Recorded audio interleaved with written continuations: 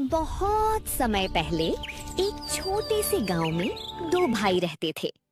बड़ा भाई धनीलाल बहुत अमीर था। उसके पास खेत, बैल, नौकर और अनाज के बड़े बड़े भंडार थे, लेकिन उसका दिल बहुत छोटा था।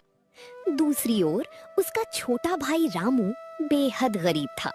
उसके पास एक टूटी फूटी झोपड़ी और 2 वक्त की रोटी का भी भरोसा नहीं था। फिर भी रामू का मन साफ था। वो मेहनत करता और भगवान का नाम लेकर अपना जीवन बिताता था।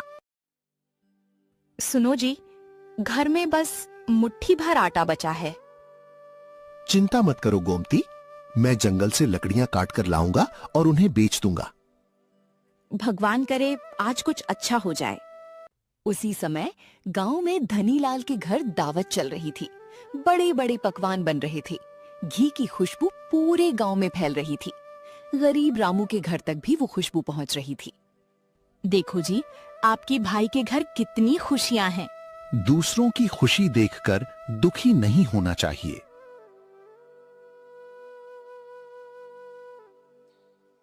कुछ देर बाद रामू अपने भाई के घर पहुंचा। भैया, अगर थोड़ा सा आटा मिल जाए तो? तुम्हें शर्म नहीं आती? मैं काम करके लौटा दूंगा। मेरे पास कोई खैरात नहीं बट रही। धनीलाल ने रामू को बाहर निकाल दिया। रामू की आंखों में आंसू आ गए, लेकिन उसने कोई शिकायत नहीं की। वो चुपचाप जंगल की ओर चल पड़ा।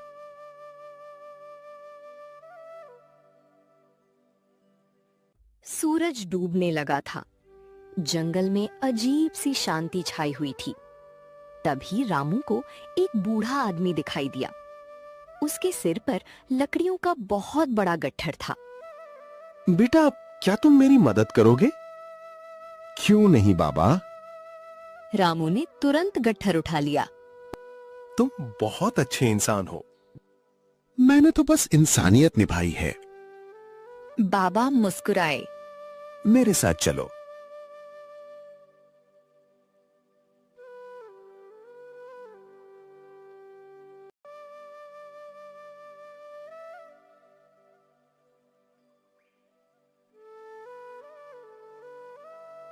कुछ देर बाद वे एक विशाल पहाड़ की गुफा के पास पहुंचे।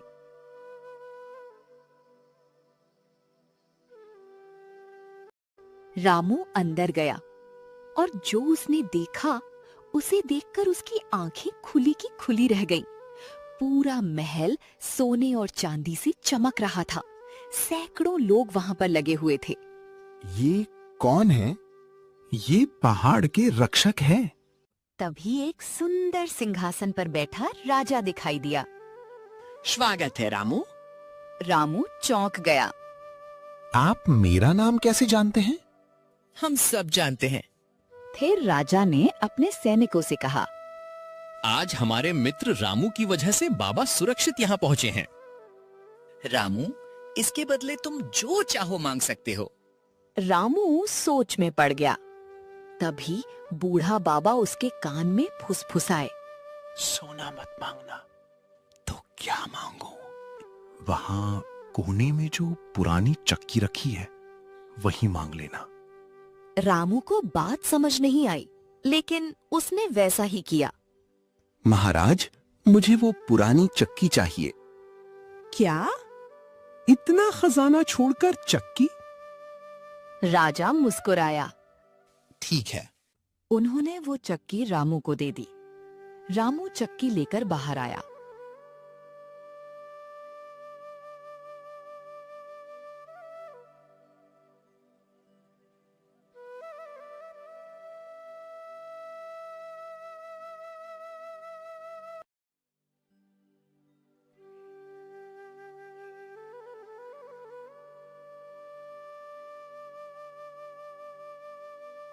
बाबा, इसमें खास क्या है? ये साधारण चक्की नहीं है। तो फिर? जो मांगोगे ये देगी। रामू की आंखें फैल गईं। सच? हाँ, लेकिन ध्यान रखना, इसे चलाते समय कहना, चक्की रानी जो मैं चाहूं वो दे। और बंद कैसे होगी? बंद करने के लिए कहना। बस चक्की रानी, अब रुक जा। मैं आपका ये उपकार कभी नहीं भूलूंगा। बाबा मुस्कुराए और अगले ही पल वे गायब हो गए। बाबा, बाबा। लेकिन वहां कोई नहीं था। रात का अंधेरा धीरे धीरे पूरे गांव में फैल चुका था। रामू अपने कंधे पर जादुई चक्की रखे झोपड़ी की ओर जा रहा था।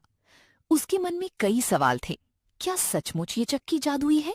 क्या बाबा सच कह रही थी या फिर ये सब एक सपना था?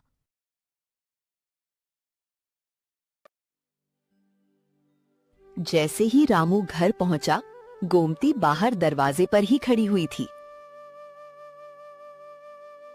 अरे, इतनी देर कहाँ लगा दी? आज जंगल में बहुत अजीब बात हुई है। क्या हुआ? पहले अंदर चलो। दोनों झोपड़ी के भीतर गए। रामू ने पूरी कहानी सुनाई।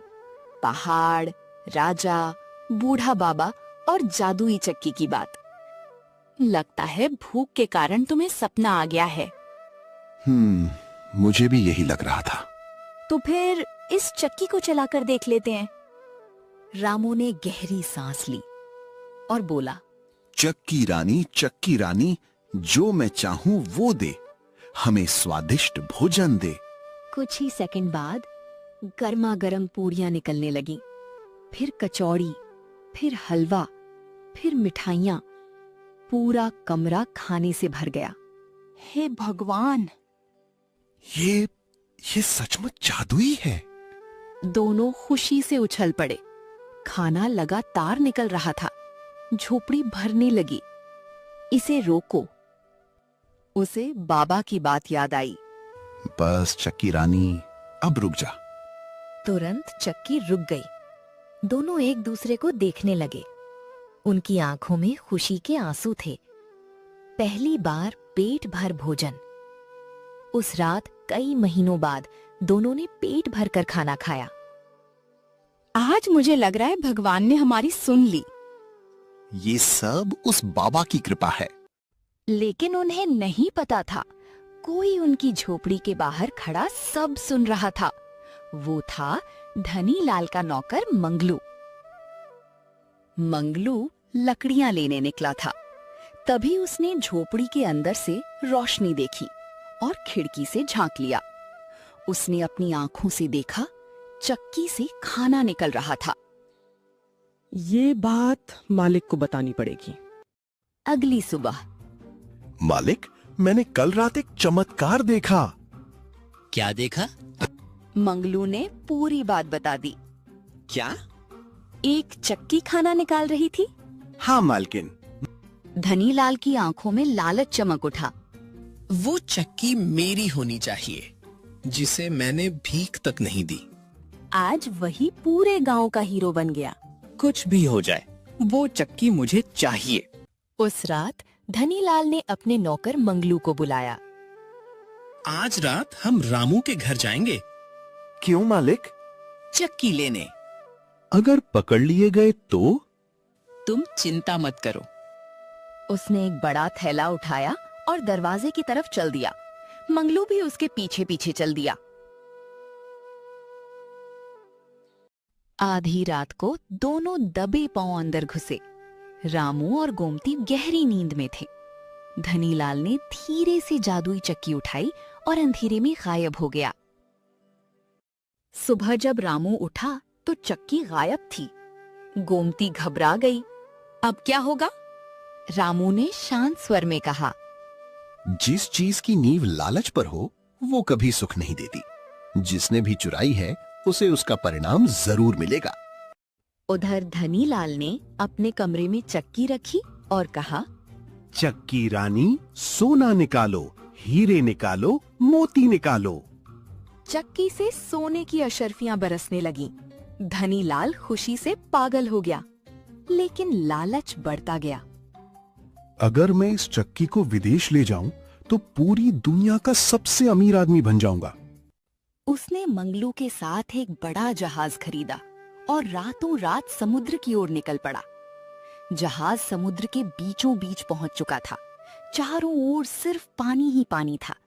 आसमान पर काले बादल छा रहे थे और तेज हवा चलने लगी थी। लेकिन धनीलाल के चेहरे पर डर नहीं बल्कि लालच की चमक थी। मालिक, खाने का नमक खत्म हो गया है। उसने जहाज के बीचों बीच जादुई चक्की रखी और जोर से बोला, चक्की रानी, नमक निकालो। अगले ही पल चक्की से सफेद नमक निकलना शुरू हो गया। पहले थोड़ी मात्रा में, फिर बोरी भर, फिर पहाड़ जैसा ढेर। मालिक, इसे बंद कर दीजिए। धनीलाल चौंका। अरे, इसे बंद कैसे करते हैं? उसे याद ही नहीं था कि रामू चक्की को कैसे रोकता था। अब चक्की लगातार नमक उगले जा रही थी। जहाज का हर कोना नमक से भर गया। तेज हवा चलने लगी, बादल गरज उठे, बिजली आसमान में चमकी। अचानक हवा का एक तेज झोंका आया और उनकी नाव डूब गई। चक्की समुद्र की गहराइयों में चली गई, लेकिन वो रुकी नहीं। वो समुद्र की तलहटी में भी लगातार नमक पीसती रही। कहते हैं तभी से समुद्र का पानी हमेशा खारा है।